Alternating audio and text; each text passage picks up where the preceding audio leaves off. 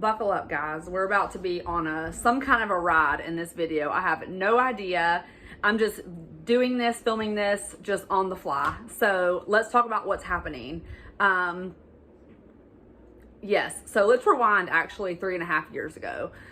Oh my gosh, 3.5 years ago, I was living here in Iowa and I got the opportunity to job shadow with our medical examiner's office with a death investigator. I have had a dream of working in forensics a very, very long time. I've always been kind of a science nerd and I'm just really into that field. It's a very, very highly sought after field, very competitive field.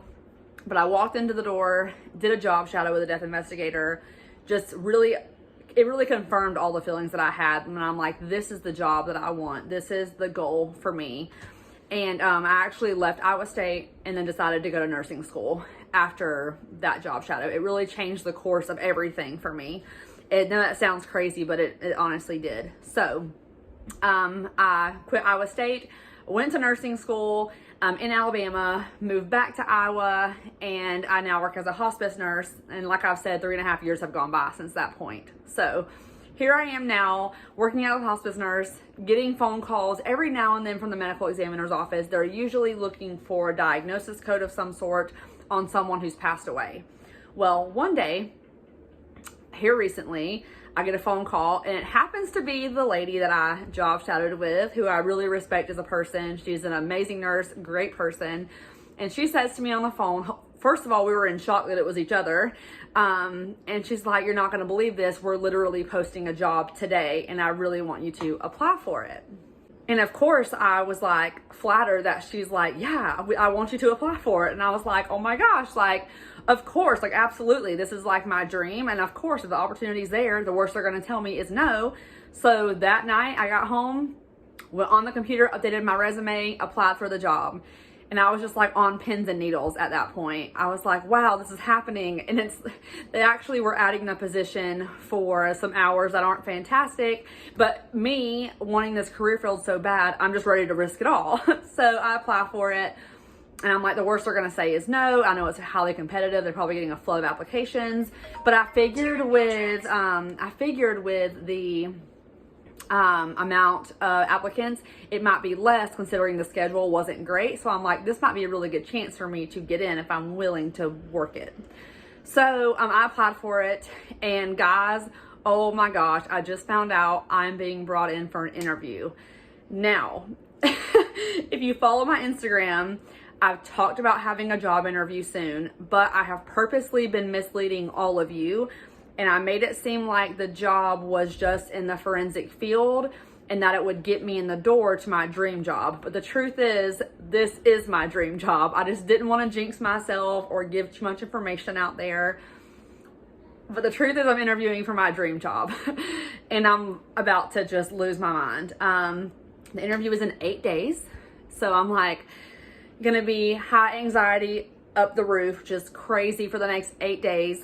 But holy crap, I even got an interview. I feel thankful to even be allowed in the door because I know it's so hard and it's such a highly sought after, highly competitive field.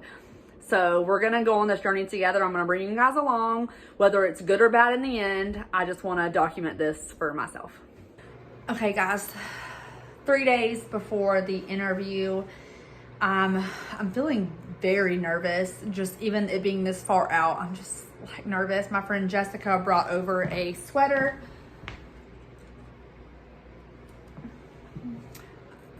Can you guys, I'm trying to show it. Yes, it's messy over there, but trying to get the lighting to show. It's like a black sweater with lace camisole on the top. And she brought me some gray business casual pants, and then I have some black ones as well. And the black ones I have upstairs are the ones that I wore to my mock interview in school that got me the critical care nursing position. So they're kind of good luck. But I'm just gonna wear all black or black and gray because I just feel like neutral colors are the way to go in an interview. I just feel like it's less distracting otherwise. And this is kind of embarrassing, but this morning I was driving to see patients and I was like practicing my interview answers, such as some commonly asked questions that might happen. I have no way of knowing what they're gonna ask me, of course. I'm just like no idea, but I was kind of trying to think of my answers for what they potentially could ask, questions that I hear very commonly. And so I'm nervous. I'm that nervous that I'm already practicing 3 days before, and I'm just sitting here like I'm just ready to do it and get it over with, because I know that it's going to be torturous after the fact whenever I have to wait like 2 weeks to find out. I'm trying to also just be thankful that I got an interview to begin with, and even if it's not my turn, like it's going to be okay. I'm just trying to prepare my heart either way, because I know it could end up, not being my turn yet. So 3 days. Okay, so today's interview day. I've felt sick all morning. You can't really see what I'm wearing. I'm wearing black sweater top. I'm trying to hold this up. I need to try to pin it or something. With gray business pants. Those are my scrubs from work earlier today. I have just enough time to literally change clothes and go, because I'm using my lunch hour for this. But yeah, here's the sweater. My friend brought me these clothes, so I don't have interview clothes. And yeah, so I'm feeling just nervous and excited to just meet and see who's in there. I don't know if it's going to be just HR, or I'm assuming there's going to be the manager from the other side in there. I'm really not sure who to expect when I walk into the room, which makes me extra nervous. But I'm just going to go in there and answer questions like I normally do, and then if they ask the age-old question of why I want this position, I'm just gonna tell them the truth. And yeah, so I'm nervous, but gosh, now that I'm talking about it and knowing that it's happening, I have to leave in 20 minutes and I'm freaking out.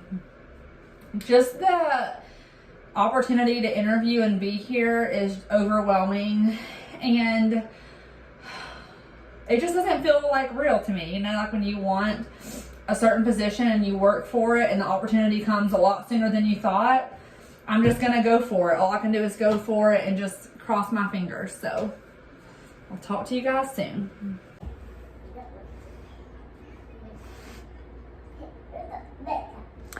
Okay, respectfully, I don't think it's gonna be my turn this go around. I don't think it's gonna work out this time. Y'all, I probably just had the absolute worst interview of my life. I don't think I did well at all. And I'm going to tell you what happened and why I don't think it's going to work out. I have an excruciating 2-week wait now, and I'm judging that off of, I was going to ask, but I was scared to ask, and I'll tell you why. There was an option to pick an interview date that was at the end of next week. So I would assume that they would need a week past closing of all interviews to make the decision. And so I'm not expecting to hear anything at least for 2 weeks from today. And it's going to be a very hard wait, but I'm pretty positive that I can say that they're probably not going to hire me. Guys, when I walked into the interview room, I expected HR to be in there, maybe someone from the team that I'm trying to work for in there. No. Guys, the person that interviewed me was only one person, and it was the pathologist. When I saw him walk in, I recognized him right away, and I was like, hello? What are you doing here? And he was the one that was doing the interviewing for all of us that got called for interviews. And when I tell you guys, I was doing very well as far as being nervous goes. I went from a 0 to a 4,000. It just sent me off, and my anxiety popped off there in that interview room. So guys, I respect this man. I think he's very smart. When I job shadowed, I was in an autopsy that he did, and he does not remember me. It's been 3.5 years. I didn't expect he would remember me, but I just said, hey, we actually had met before, but it's been several years. And he's like, I'm so sorry that I don't remember. And I'm like, it's okay. It's been, a long time. And I keep replaying it back, and I was so nervous. I know that I talked super fast. I think my answers were pretty good. I think I just said them quick, and we moved on. And it was just a very fast, rapid fire 10 questions. Y'all, the interview was 15 minutes long. Who has 15-minute interviews? Clearly, I'd be lying if I said I wouldn't be very sad if it wasn't my turn. Oh, but I think that if I get the email that it's a definite no, I'm not going to be surprised because I'm not sure if I would hire myself. Okay, holy crap. Major event change, okay, with this whole job situation. Holy crap. So the last we saw, I think I bombed the job interview. And I mean, yo, I'm not being humble. I definitely bombed it. I talked a million miles a minute and wasn't great. So then, okay, how long after I interviewed? I think like a week and a day after I interviewed, I'm sitting at this little like bar and grill place with Luke, and it's like Saturday, and I just decided to check my email because I didn't hear anything. I like obsessively checked my email for the next week after that to see if they were going to be like, heck no, please don't apply here again. And I see an email that told me I made it through to the next part, okay, which was the job shadow, the second portion of the interview process. And I'm like, there is absolutely no way this is real.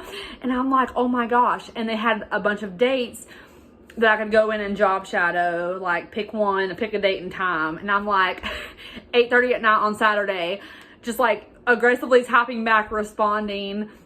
And I'm like, oh my gosh, is this real? And Luke is next to me. And I had him convinced, okay, that I did not do well and that it was not going to happen. And here I am losing my mind. And oh my gosh. So this is insane. I forgot about this whole video, honestly. So I picked a date and time and I went to job shadow. So the job shadow actually was today. It was this morning. I was scheduled to go in from 9 to 12. And so I went in and met the person I was job shadowing with. She honestly was absolutely fantastic. And her personality is very similar to mine and the other one that I had shadowed with. I feel like we would work well together personally. So the first hour of the job shadow, she was showing me how they do like all their reporting and kind of what the job roles are. We went and saw the trucks and the morgue, obviously, and then we got a call from dispatch to go out to a scene. And I don't want to talk obviously too much about that, but it was an unnatural death. And so we went there, did the whole scene situation. And it's really interesting when I'm there, I just feel so in my element. And in this career field, it can be very strange for people to hear that you're on these scenes and you feel in your element, but that's just honestly how I feel. And I feel a weird sense of like, I just feel kind of comfortable being there, and like I know at least half of what's going on. So it was great, and she was really good to shadow. She was very thorough. And then at the end of it at 12:30 or so, the next person had come into job shadow because there were multiple that got to go to the next step of job shadowing. And so we got back and that person had been waiting for like 30 minutes. And so I hopped out and left, and then they started their shadow. But overall, I feel really good about it. I think that the job shadows are actually more just for the applicants to make sure they are okay with this line of work. Because once you're on a scene in real life, it's very different than just thinking in your head what you think it might be like. And there's a lot of misconceptions about this career field. People thinking it's like CSI or, you know, all the shows that kind of have glamorized the forensic field and have caused it to become highly competitive. And so it's nothing like that at all. There's a lot of waiting around and a lot of collaboration and stuff like that. And so overall, I feel really, really good about it, even though I know it's just for us. I am pretty positive there were more applicants than job openings. I haven't said this yet, I don't think, but there is more than one position because they're filling a new schedule. So there's 2 or 3 spots they're filling, and there were way more than that job shadowed. So how they're going to narrow it down after today or after these shadows are done with, I'm not 100% sure. However, I had a really good time today, and being there again after all these years just once again confirms that this is what I want to do and what I will continue to work towards.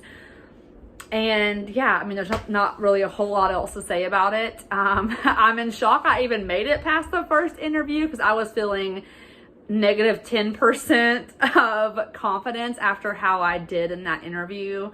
I was absolutely just devastated, honestly, with how I ended it. But maybe he could tell that I was nervous. I'm not really sure. But yeah, holy crap, you guys, what a change of events. I made it this far, and so it's hard because I'm so close yet so far. But I'm assuming in the next week I will have an answer. So that means in the next clip, you guys will also have an answer. So fingers crossed for now, and we'll just see what happens.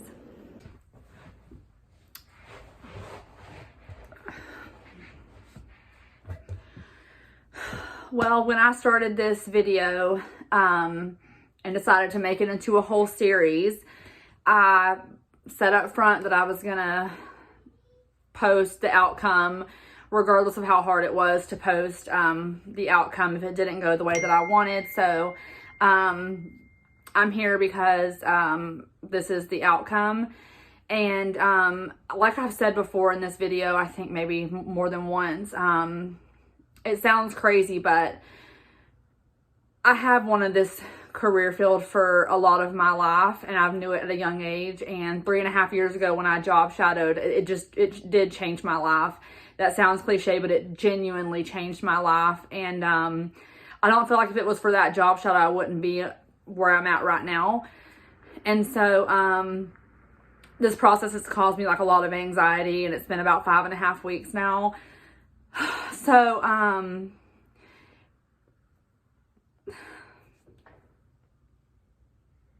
sorry.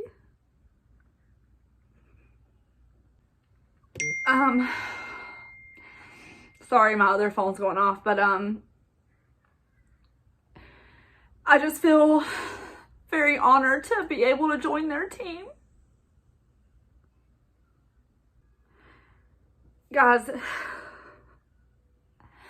I just knew in my heart, like, the whole time it was going to be a no. It was such a huge risk going after this, especially so early on in my career.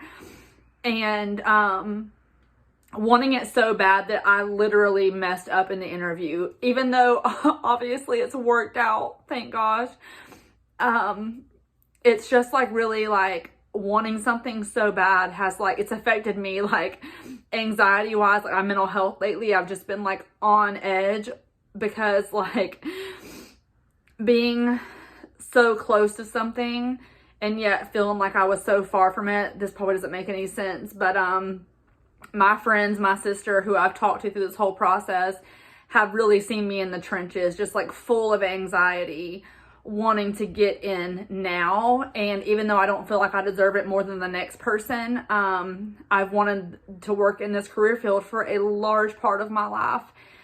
And I still can't believe that that phone call actually happened. Like, I'm just like, I keep looking at my call log to make sure it actually came through. And they called and they offered a position to me. And unfortunately, Luke will be the last one to find out because I'm going to tell him in person tonight. But we have, as far as I know, worked through all of the what ifs. So definitely going to be a long conversation tonight. But guys, this was how many of you guys are checking your phone as my phone dings? I'm just curious because I do that all the time. But this was the last thing I had set out to achieve whenever I got divorced. I had these like short-term goals list. Granted, this one was kind of more of like a longer term because I felt like it was going to take a long time.